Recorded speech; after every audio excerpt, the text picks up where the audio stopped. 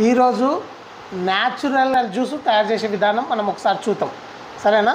First ఒక పుచ్చకాయ, ఇలాంటి పుచ్చకాయ తీసుకోవాలి. పుచ్చకాయని తీసుకున్నాక ఇట్లా మధ్యలో కట్ చేసుకోవాలి. పుచ్చకాయ వల్ల ఏమవుతుందంటే పుచ్చకాయలలో 95% వాటర్కు ఉంటుంది. వేసవికాలంలో ఎక్కువగా మనము పుచ్చకాయ తీసుకోవడం జరుగుతుంది. పుచ్చకాయను ఈ విధంగా కట్ చేసి మనము పుచ్చకాయ పాలు జ్యూస్ న్యాచురల్గా తయారు చేసుకునే విధానం చూపెడతాను నేను. ఇట్లా కట్ చేసి కొన్ని పీసెస్ పక్కకు తీసేయాలి. ఎందుకంటే మనం న్యాచురల్ అన్నాం కదా, అంటే దీంట్లో ఎలాంటి షుగర్ గిగర్ లాంటి ఎలాంటి కలుపుకోమన్నమాట. ఇంకోటి సి విటమిన్, డి విటమిన్ వల్ల మన చర్మానికి సంబంధించినవి కానీ మన కంటికి సంబంధించిన కానీ వ్యాధులను కొన్ని అరికట్టవచ్చు. ఏముంటుంది, విటమిన్ డి ఉంటుంది, ఫైబర్ పుష్కలంగా ఉంటుంది.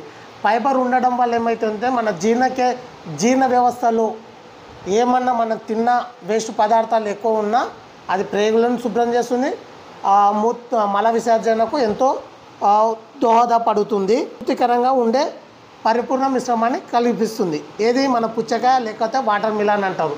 ఈ వాటర్ మిలన్ని మన చర్మం సౌందర్యం ఉంచడానికి కూడా ఎంతో ఉపయోగపడుతుంది. మనం చర్మము సౌందర్యం ఉంచడానికి ఏ విధంగా అంటే దీంట్లో దాదాపు వాటర్ 95% వాటర్ ఉంటుంది.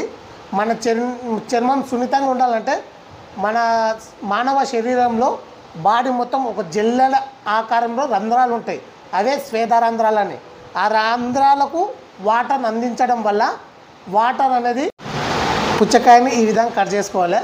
కట్ చేసుకున్న తర్వాత మనం ఏం చేయాలంటే పాలను వేడి చేసుకోవాలి. ఎందుకంటే ఇప్పుడున్న పాలలో కల్తీ ఎక్కువ ఉంటుంది కాబట్టి పాలను వేడి చేసుకుని ఇట్లా లైట్గా తీసేసుకుని పాలను దాంట్లో పోసుకోవాలి.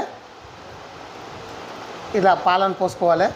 ఓకే, పాలను కొద్దిగా మరీ ఎక్కువ పోసుకోరాదు, కొన్ని పాలను పోసుకొని మనం కట్ చేసుకున్న పుచ్చకాయలు ఉంటాయి కదా పీసెస్, కొన్ని పీసెస్ దీంట్లోకి వేసుకోవాలి. మనం ఎందుకంటే న్యాచురల్ అన్నాం కాబట్టి దీంట్లో వేసుకోవాలి. ఇట్లా ఆల్రెడీ ఇక్కడ మనకు సైడ్ పాయింట్ ఉంటుంది. ఇట్లా వేసుకొని చిన్న చిన్న పీసెస్ వేసుకొని ఇట్లా వేసుకుని దీనితో చిలకాలి. పుచ్చకాయ పాలు ఎందుకంటే పాలలో పాల ఉత్పత్తులలో ప్రోటీను, కొవ్వు పదార్థాలు మరియు కార్బోహైడ్రేట్ పుష్కలంగా ఉంటుంది.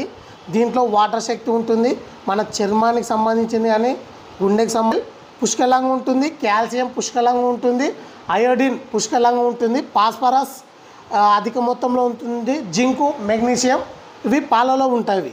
దీనిలో B12 పొటాషియం ఉండడం వల్ల ఇవేమైతాయంటే మన ఆరోగ్యానికి చాలా మేలు చేస్తుంది.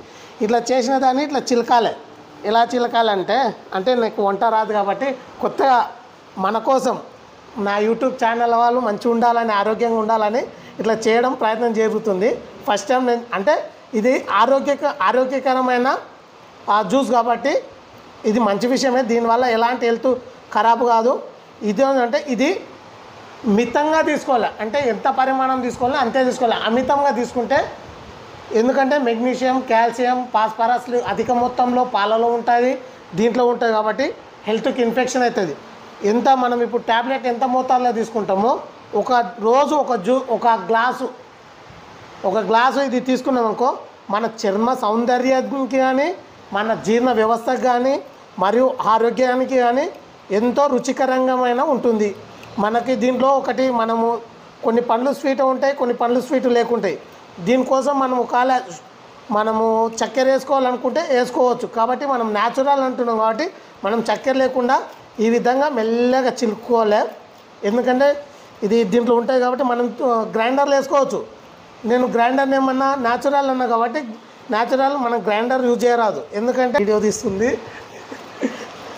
ఫ్రెండ్స్, జ్యూస్ రెడీ అయింది.